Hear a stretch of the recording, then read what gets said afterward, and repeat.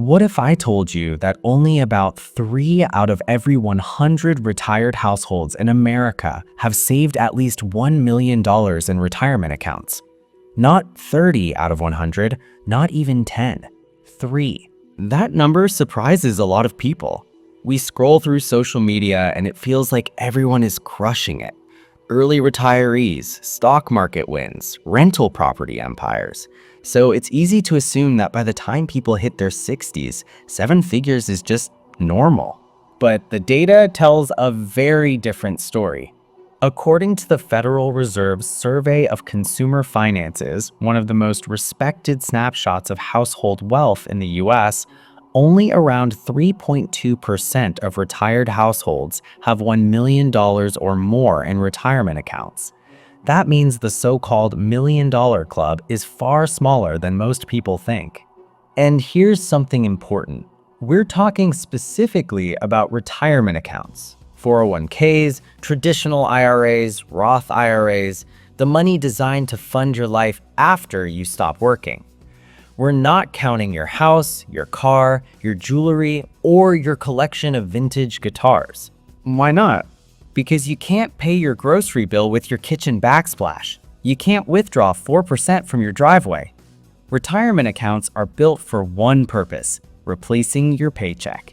They're liquid, they're invested, and they're meant to be tapped when work ends.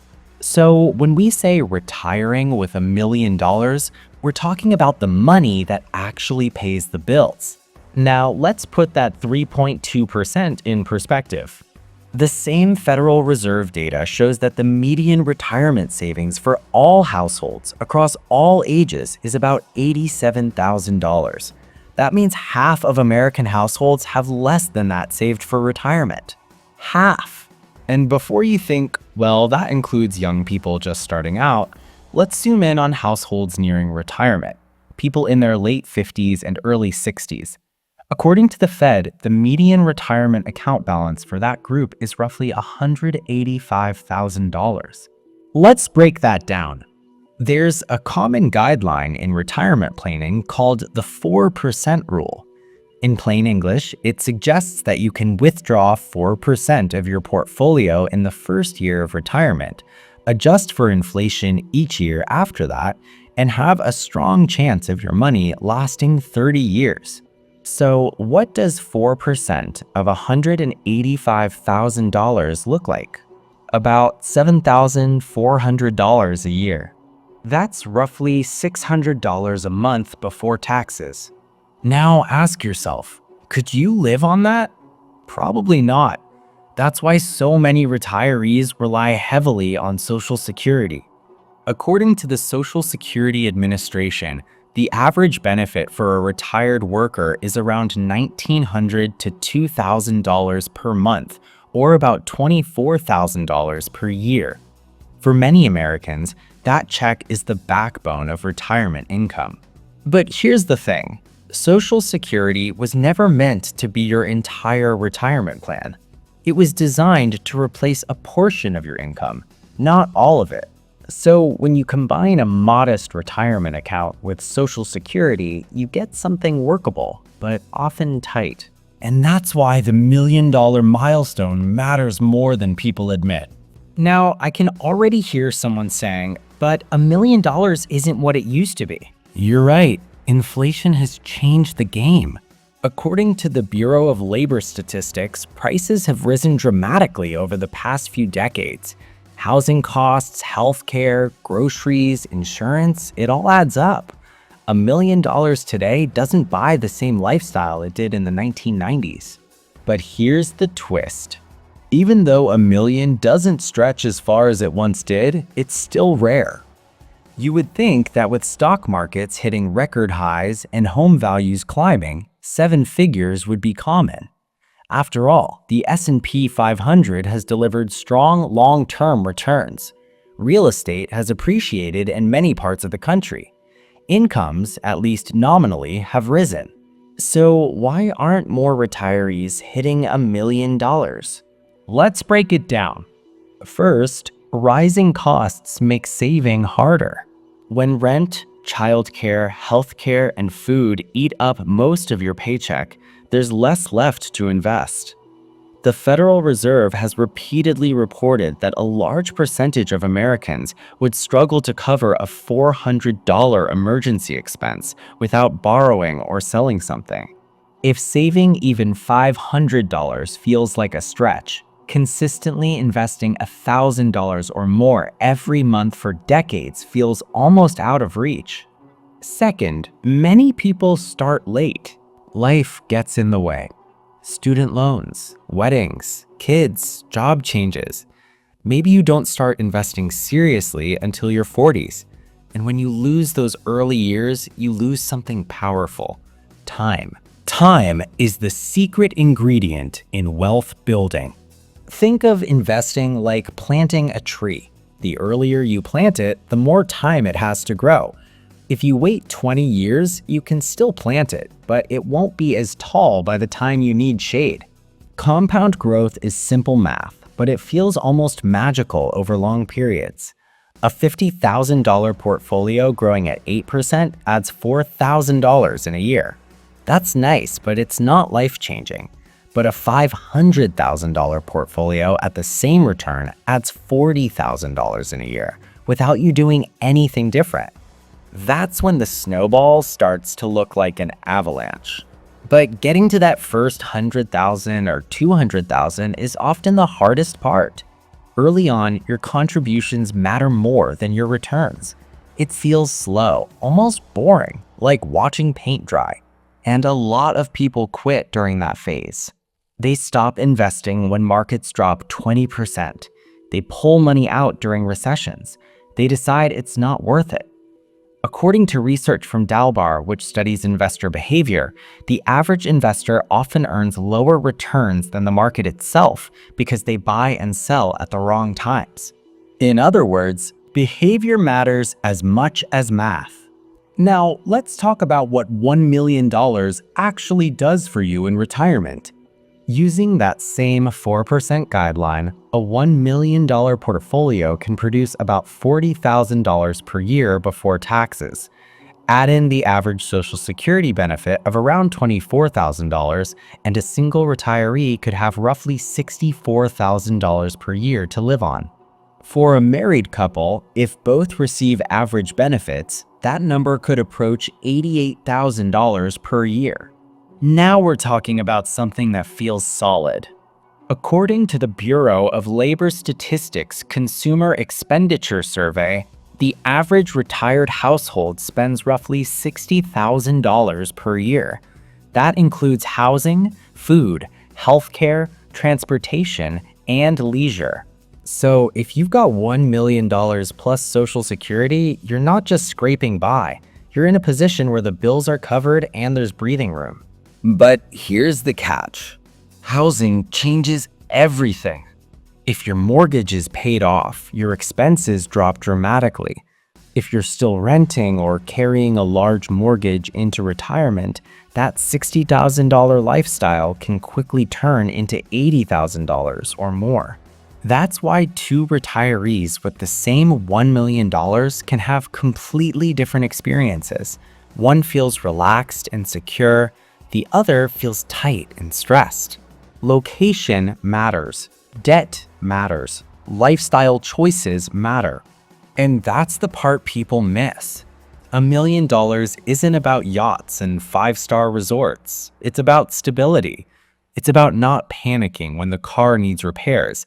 It's about handling a medical bill without reaching for a credit card. It's about freedom. Freedom to choose part-time work instead of needing it. Freedom to travel occasionally. Freedom to help your kids or grandkids without jeopardizing your own future. So when someone shrugs and says $1 million isn't that much, they're technically right and completely wrong at the same time. Yes, inflation exists. Yes, costs are higher, but the data shows that very few people actually reach that level in retirement accounts.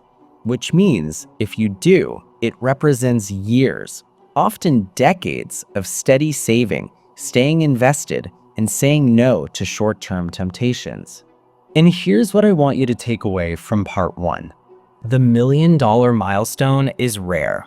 The typical retiree has far less saved than you think.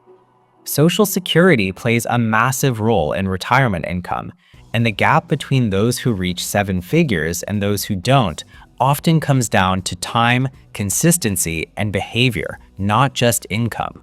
In part two, we're going to dig into who actually makes it to $1 million, the habits they tend to share, and what you can realistically do, starting wherever you are, to give yourself a real shot at joining that small 3%.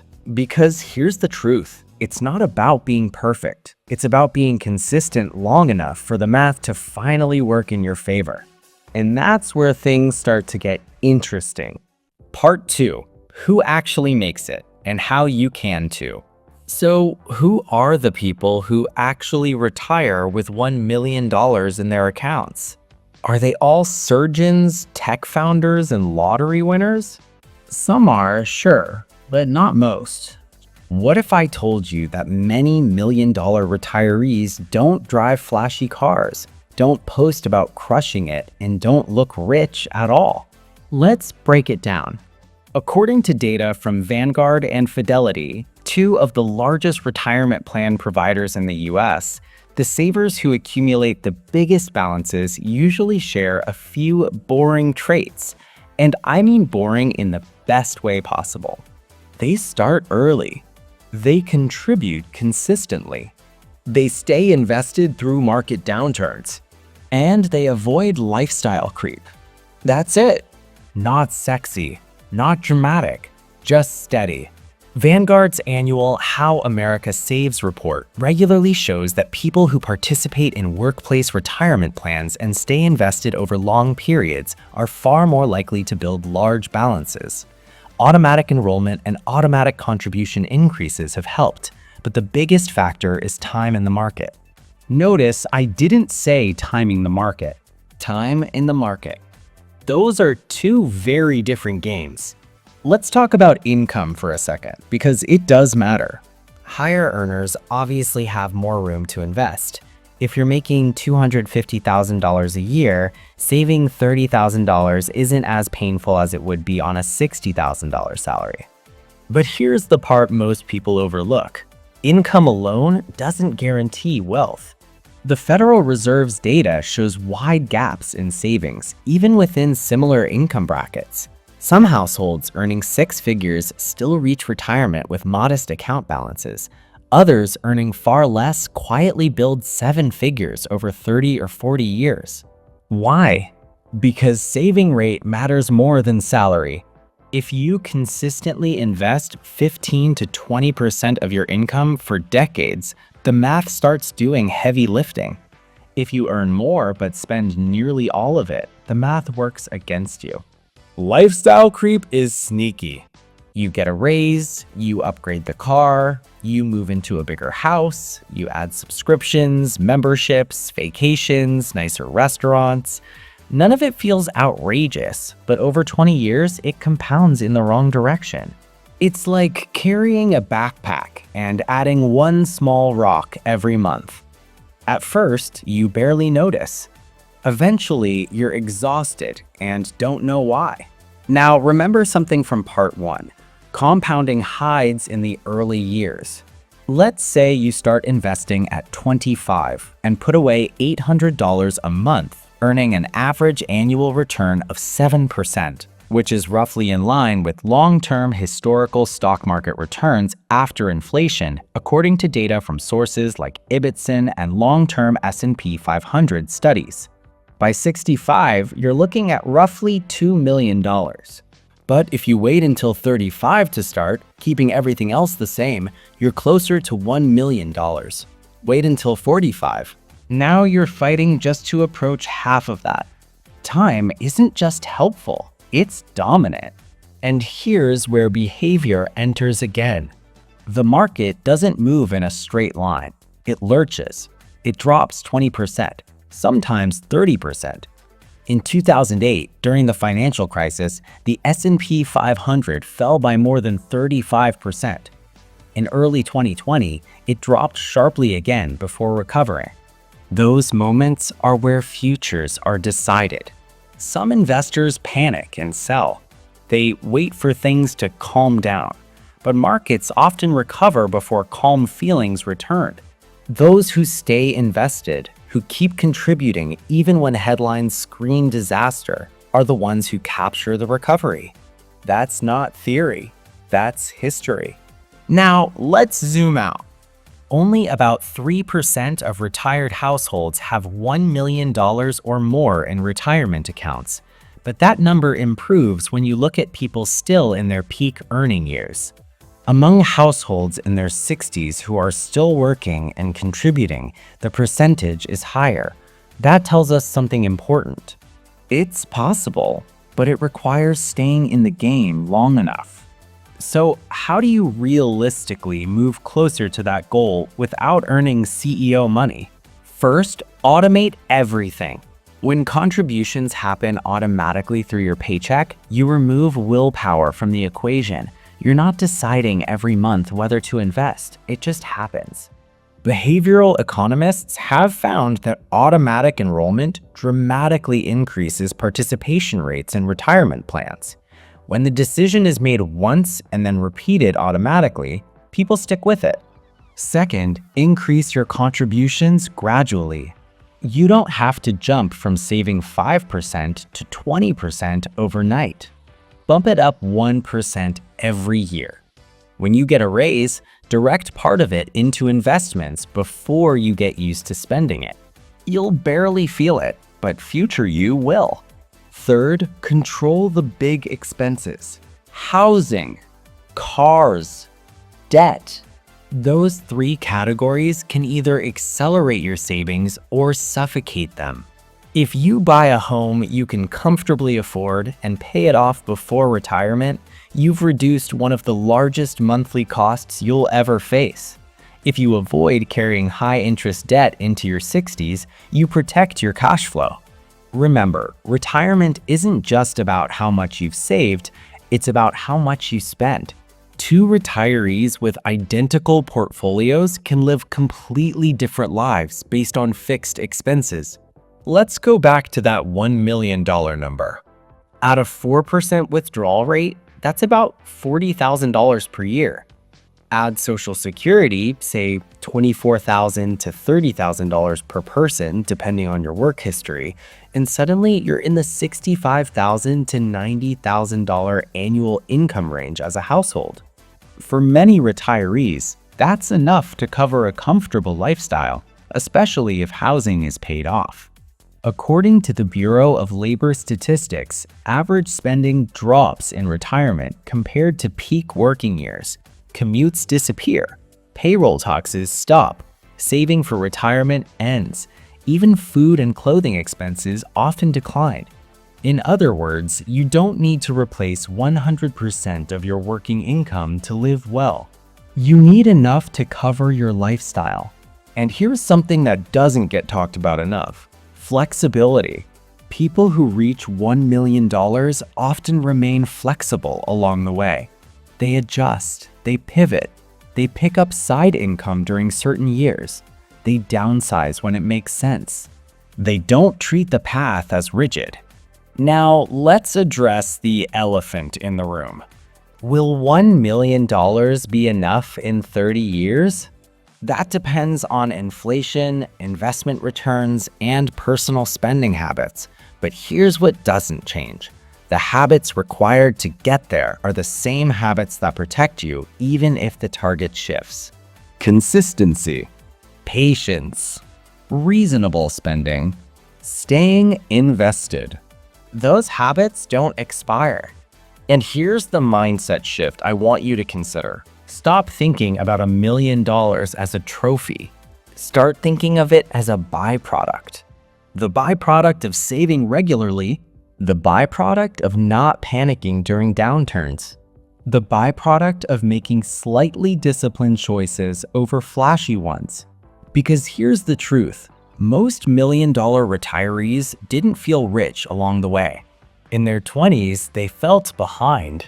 In their 30s, they felt stretched. In their 40s, they felt busy and distracted. In their 50s, they finally started seeing the portfolio move in noticeable jumps. Then one day, the account crossed 7 figures. Not because of one lucky stock, not because of perfect timing, but because decades stacked on top of each other. So let me leave you with this. Only about 3 out of 100 retired households reach $1 million in retirement accounts. The median household has far less.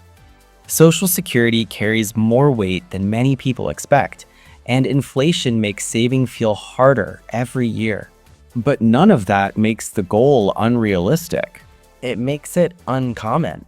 And uncommon things are usually built through uncommon consistency. If you're early in your career, your biggest weapon is time. If you're mid-career, your biggest lever is your savings rate. If you're nearing retirement, your biggest advantage is controlling expenses and protecting what you've built. You don't need perfection. You need direction. You don't need to hit 7 figures next year. You need to stay in the game long enough for compounding to finally feel obvious instead of theoretical. $1 million may not buy private jets or oceanfront mansions anymore, but for most people, it still buys something better. Options. And in retirement, options are everything.